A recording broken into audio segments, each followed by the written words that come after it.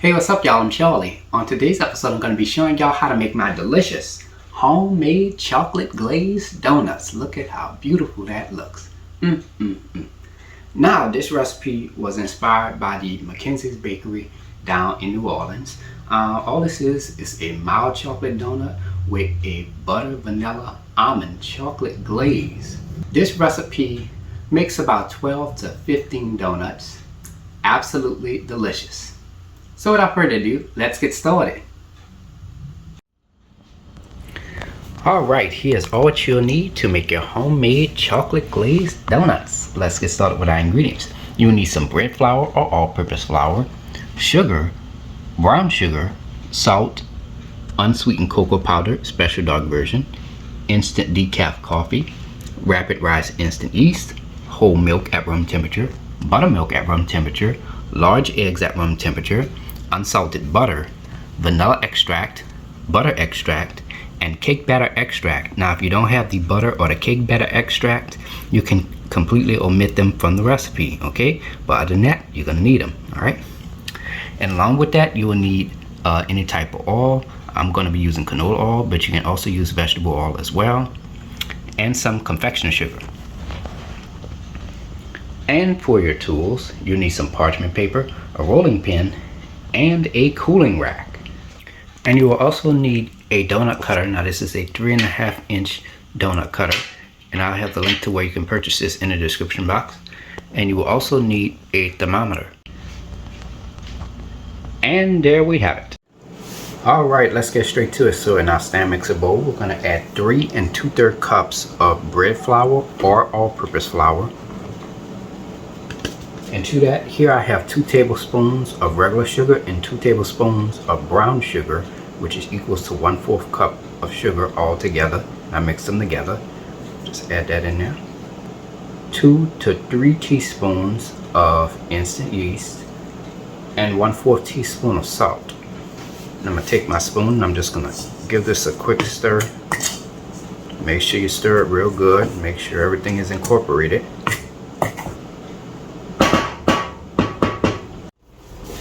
Alright, in this medium-sized pot, I have 1 cup of whole milk and 1/4 cup of buttermilk, and I heated it to a temperature of 120 degrees Fahrenheit. So into that, we're going to add 1 stick of unsalted butter, melted, 2 large eggs at room temperature, 2 teaspoons of vanilla extract, 2 teaspoons of butter extract, 2 teaspoons of cake batter extract, 2 tablespoons of unsweetened cocoa powder, and a 1/2 teaspoon of instant decaf coffee.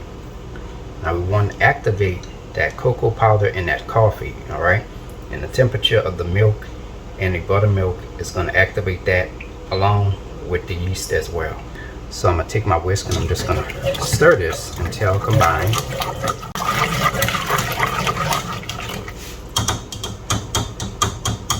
Alright, now I'm going to go ahead and pour the wet ingredients into the dry ingredients. And you want to make sure that your wet ingredients is at a temperature of 120 degrees Fahrenheit. Alright, that's going to activate the yeast, the coffee, and the cocoa powder. Now I'm going to mix this on a medium-low speed for about 8 to 10 minutes.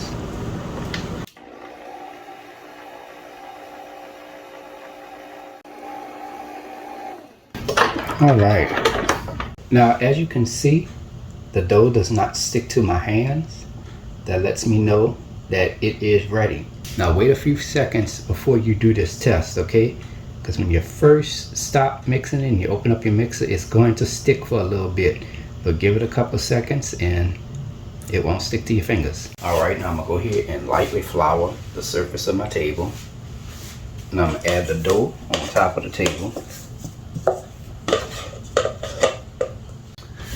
Alright, I'm going to go ahead and knead the dough for about 2 minutes.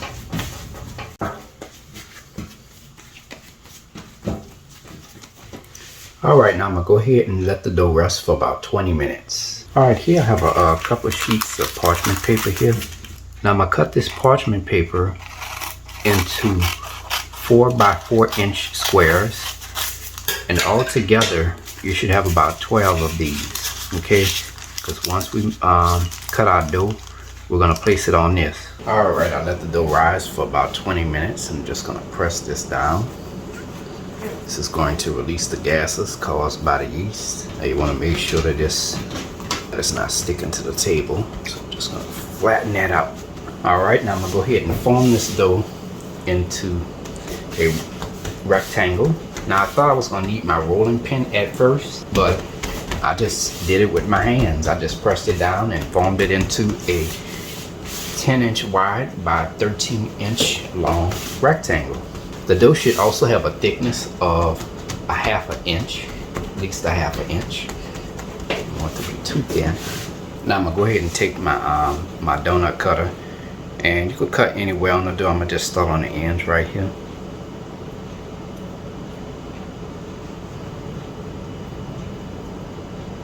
And this is how it looks when we're done. And from there you could just take the dough and place it onto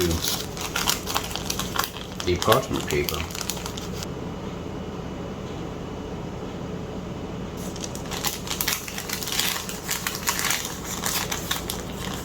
Now for our leftover dough pieces, we're just gonna take it and bring it back together. Might have to knead it a little bit to bring it back together. Now we can go ahead and press this out again. Now I'm gonna just press this down into a small rectangle. Make sure your dough is a 1/2 inch thick. Take my donut cutter and cut out the rest of them.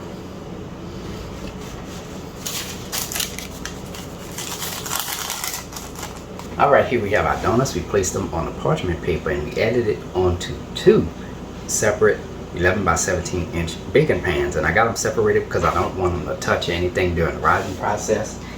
And I kind of underestimated myself because I said this recipe makes about 12 donuts, but actually they make about 15. So I got about 3 more extra donuts out of the dough. So yeah. Now I'm going to carefully cover these with a towel. Now I'm going to go ahead and let these donuts rise in a warm spot for about 45 minutes. Preheat your fire to medium-high heat. Alright, I've added about 48 fluid ounces of canola oil into this large saucepan. Now the temperature of the oil should be about 360 to 375 degrees. Sorry about the fogging up, y'all. You can see it right there. Alright, here we have our donuts. We let them rise in a warm spot for about 45 minutes. Now they are ready to be fried. And here's the other amount over here, just in case if you were wondering. Alright, to fry your donuts, just take your little spatula and just glide it underneath the parchment paper. And then from there you could just take your donut. Now I'm going to add the donut into the hot oil. I'm going to just slide it on in there. You can flip it over too if you want to. And you're going to let the donuts fry for about 30 seconds to 1 minute on each side, okay? Now you want to make sure that the temperature of your oil is at 360 or 375 degrees, because if the temperature of the oil is too low, the oil will seep into the donut, and we don't want that, okay? Alright, our donuts are done, so let's go ahead and remove them out of the hot oil. And from there you're going to take it and place it onto your cooling rack. Turn your fire off. Let the donuts cool for about 15 minutes. Alright, now let's go ahead and get started with making our chocolate glaze. Now this is going to make the donuts right here. Alright. We're going to add 1 1/2 cups of confection sugar. 4 tablespoons of melted unsalted butter. Alright, here I have 4 tablespoons of whole milk. I heated up to 120 degrees, and once I did that, I added 1 teaspoon of the unsweetened cocoa powder and a sprinkle of coffee. So heating up that milk to 120 degrees is going to activate that coffee and that cocoa powder. So once that's heated up and everything, just pour it right in there.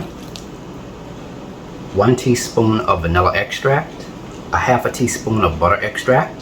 And since I'm from New Orleans, I'm going to add 1/8 of a teaspoon of almond extract. Give it a little bit of flavor. Give it a better flavor. Now I'm going to take my whisk and I'm just going to stir this until it's creamy and smooth. Now if you want a thicker icing, you can add more confectioner sugar, or you could let the icing cool for a couple of minutes and it'll thicken on its own. Alright, now icing is ready. Creamy and smooth with no visible lumps. Alright. Now one thing you got to do now is take your donut and just dip it into the icing.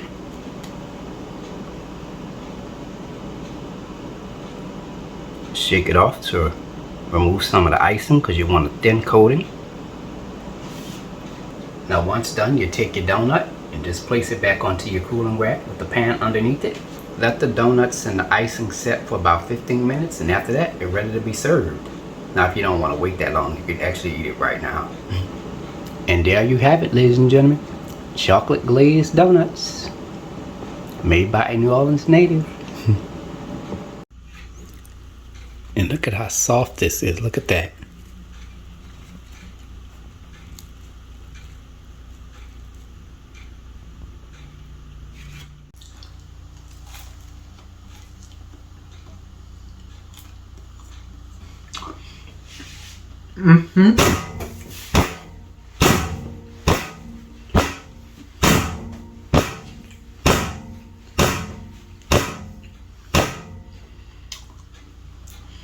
It's soft, very soft and fluffy. Has a mild chocolate flavor, and like I said about that glaze, that's what really makes the donut. I mean, it is so flavorful. Nice mild chocolate flavor too. It's really, really good. Now some people may ask, does it taste like the donuts you get at Mc Kenzie's or at any other donut place? Well, the thing about those places is that they use formulas, so they're kind of hard to beat. As far as this goes, I love it just the way it is. It tastes good. Does it taste better than Mc Kenzie? In my opinion, the Mc Kenzie's and the Tasty Donuts, I've had their chocolate donuts and I actually never really cared for it until I actually made it myself, and now I enjoy it. I think it's because I made the change from just a regular glaze to a mild chocolate glaze, and that's what really makes this donut special. So give the recipe a try. Hey y'all, I hope you enjoyed the video. If you like my channel, hit the subscribe button. Hit the bell button if you want to be notified of my videos. I have an official website for all of my recipes, including this wonderful chocolate glazed donuts recipe. You can go to www.charliethecookandrews.com. I'm also on Facebook and on Instagram under the name Charlie Cook Andrews. So until next time, take care, and I hope you all have a great day. Peace.